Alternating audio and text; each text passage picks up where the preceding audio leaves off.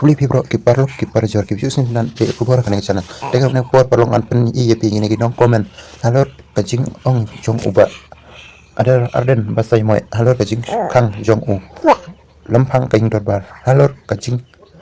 halor kaman kabai batka jing bthei jong krem dewiong hat thangkso hato pisni manjur halor kajing kang jong u lampang kaing dorbar hakabai batka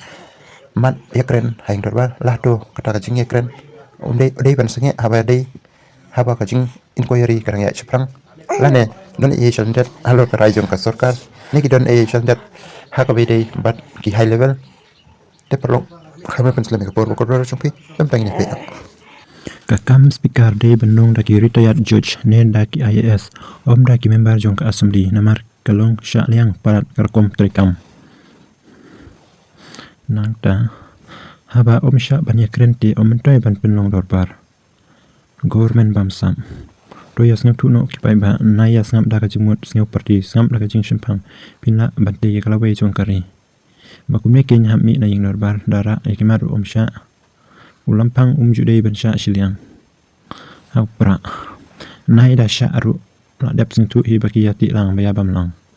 arjar arpupra upra unlam kman asmri wala umyo majority ban sanshar marbe kupai kari toninya telilang kawi ban pen kubor ya kajing sanshar hapra hakajalla takada ngilas tu baham arjar upra MLA election ngin penjob dan bromia upra long live VPP sarkar baya trilang bat iksui kumba ong da upraston de kumnehi on clearly be penlei be ya dewiong san upra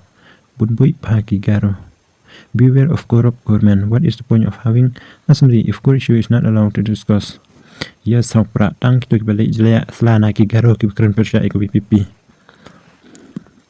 Ka NPP kan rem kubut amikaliya hawar jarar papra. Ulampang udai banhar shukino. Ani wewla yang kilaya sensyar berkenting bape upra shpang. Omla banyatai namar kiju na du ulampang bat ke sarkar ki adun mentalang bandarab jor ikajing jabaro. Imslam ba Ardent, God be with you all the time. Kamut wat kim kimla ban keren haba kipai bakil pai ki banyatai kamut kene ke sarkar ya kibarit lei kene ke sarkar kam salia. Ya shaprang upra jungi ajar pra le akala yaki.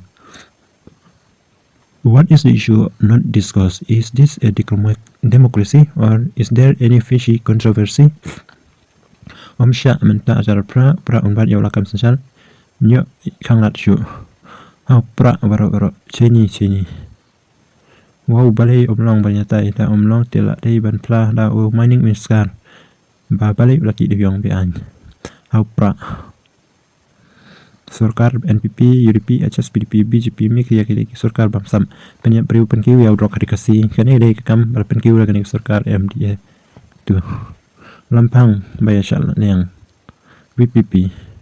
ba Ardent ngiyo isya ya gebui po jong kani sarkar NPP namar kila shifting bal bthei krem dewiong buat kinyo totot yo opdung saka assembly